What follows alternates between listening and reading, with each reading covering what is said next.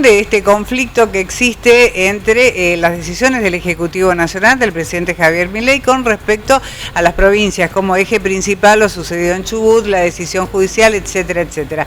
O sea que estamos sabiendo todo lo que pasó, pero vamos a tratar de entender ahora qué es lo que está pasando. Que no es tarea fácil, ¿eh? No, por eso estamos nada. En contacto con Alejandro Pegoraro de Politicón. Justamente, la verdad que no es tarea sencilla, lo estábamos diciendo, Ale, la que te toca. Muy buenas noches, bienvenido. ¿Qué tal? Buenas noches, ¿cómo les va? Muy bien. Muy bien, Ale. Allí escuchábamos a los gobernadores patagónicos, dan en este caso como un caso cerrado, pero no creo que el gobierno nacional opine lo mismo, Ale.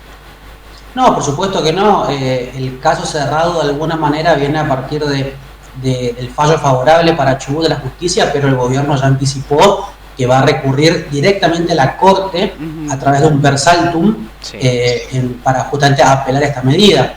Hay que ver qué termina ocurriendo. Entiendo yo que el gobierno nacional está de alguna manera plantado en esta posición de no ceder en este conflicto, un conflicto que se abrió casi de manera innecesaria y que no tiene otro sentido que una disputa, un enfrentamiento que es político, va más allá de lo económico, va más allá de cobrar deuda, va más allá de tener algún ingreso extra justamente a partir del cobro de pasivos.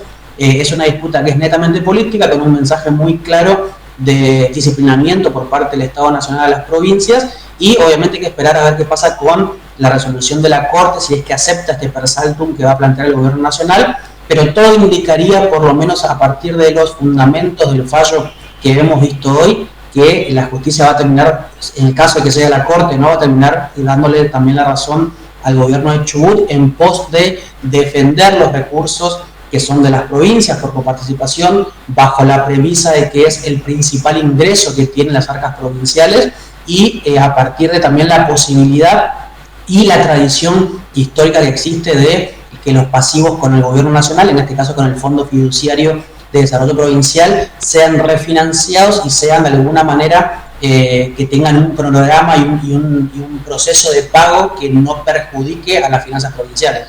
La Corte Suprema, ¿cuánto tiempo debemos esperar para que la Corte Suprema acepte o no el per saltum, Alejandro? Y seguramente en las próximas 48 horas tendremos novedades de si va, claro, ahí te van a decir si se acepta el per saltum. Después, a partir de ahí podría haber, obviamente, en caso de aceptarlo, podría haber un plazo un poquito más largo hasta tanto haya una resolución de la justicia.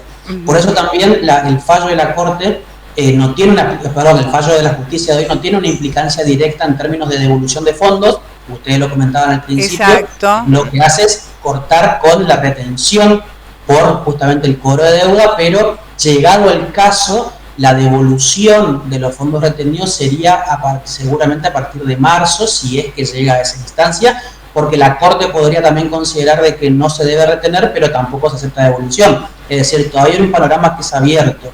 Lo importante para la provincia de Chubut en este caso creo que va por dos motivos. En primer lugar, por asegurarse que no se retenga más cuotas, digamos, de esta deuda que tiene, y el hecho de que la justicia ordene negociar para establecer un nuevo plazo de refinanciación.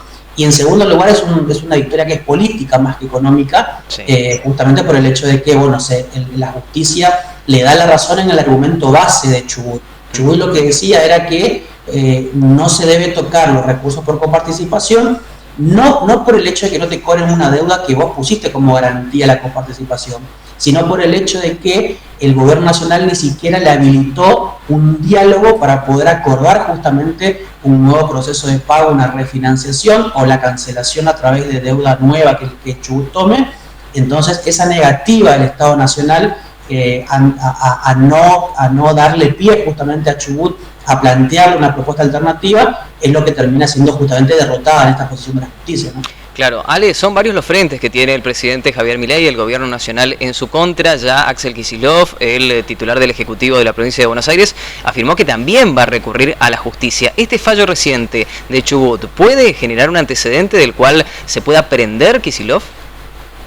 Sí, por supuesto que sí, más allá de que en el caso de Chubut es un argumento mucho más fuerte porque refiere a recursos que son coparticipables. La coparticipación es el esquema central de distribución de recursos y de relación provincia-nación, por lo tanto tiene un peso específico mucho más fuerte, ¿no? Es decir, más allá de que discutamos si está bien o está mal el régimen de reparto que establece la coparticipación, tiene una ponderación de tipo política, económica y jurídica incluso, que hace que sea mucho más fuerte los planteos que se hagan por ese lugar. En el caso de Kicillof, también tiene fortaleza desde lo legal el reclamo que hizo y que va a plantear en la justicia.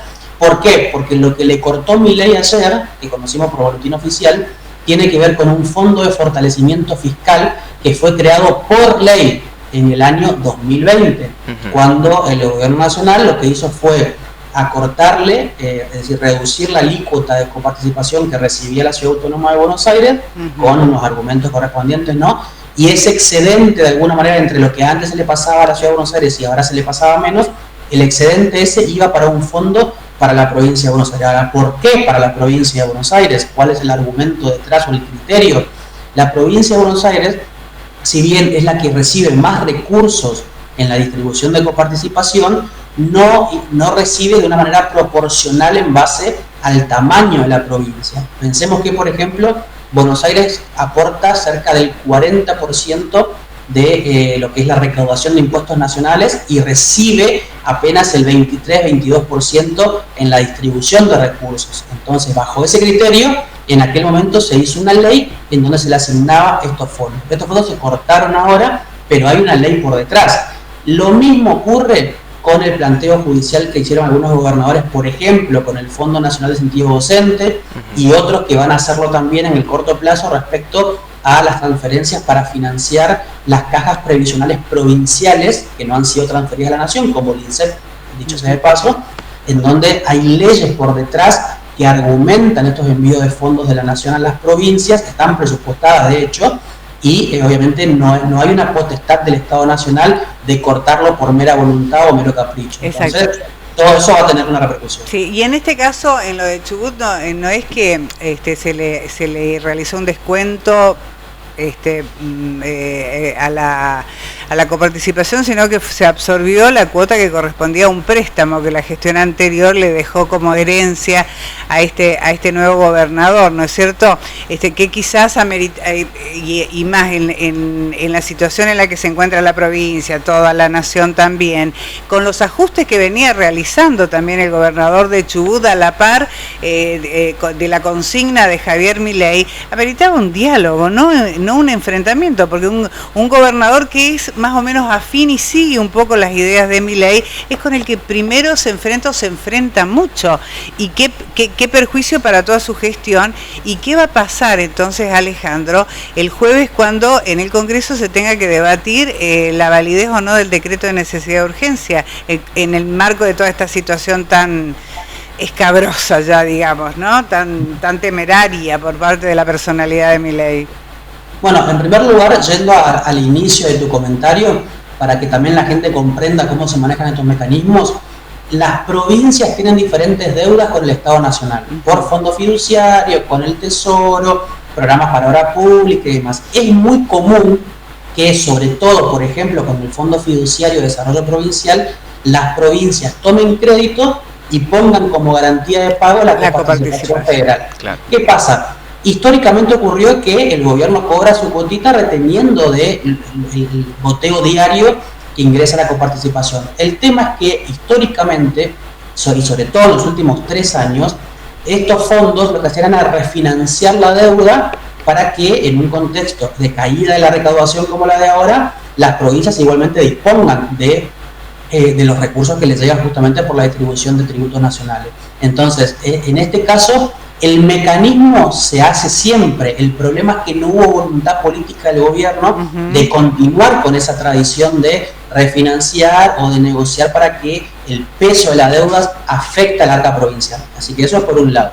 En segundo lugar, lo que mencionaba con la cuestión del jueves, a ver, Javier Milei llega a un debate crucial para él en torno a justamente el DNU que mencionabas, en una situación de suma debilidad. Sí. De él particularmente y también sus referentes políticos están de alguna manera como alzados en esta euforia de pelearse con todo el mundo, de demostrar quién es la casta, de que manifiestan romper con privilegios y demás, pero lo cierto es que la relación política que tiene con el resto de las fuerzas políticas justamente es cada vez más débil.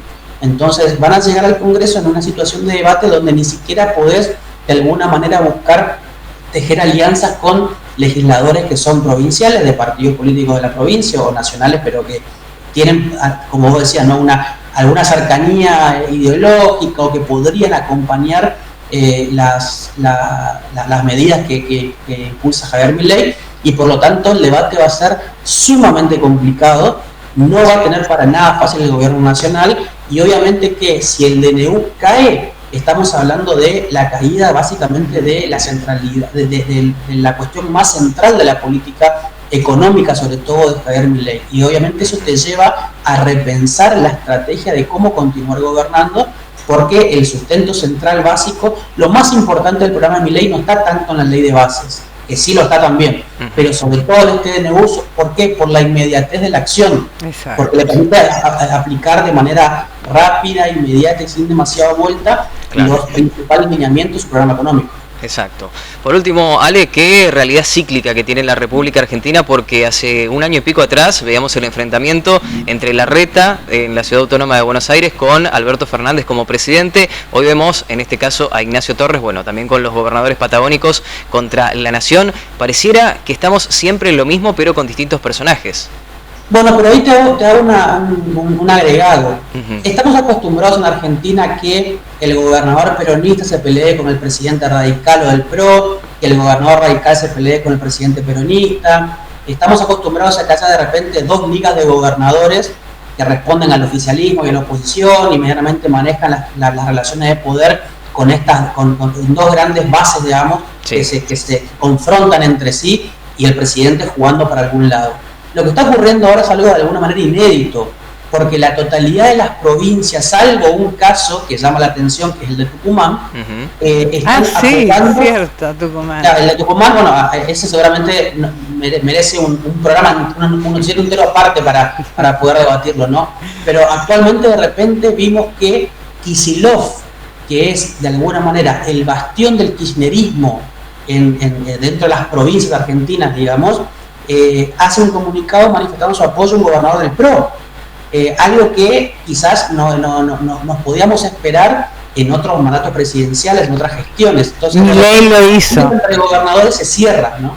Claro. Milei lo hizo. Y el enemigo de mi enemigo es mi amigo.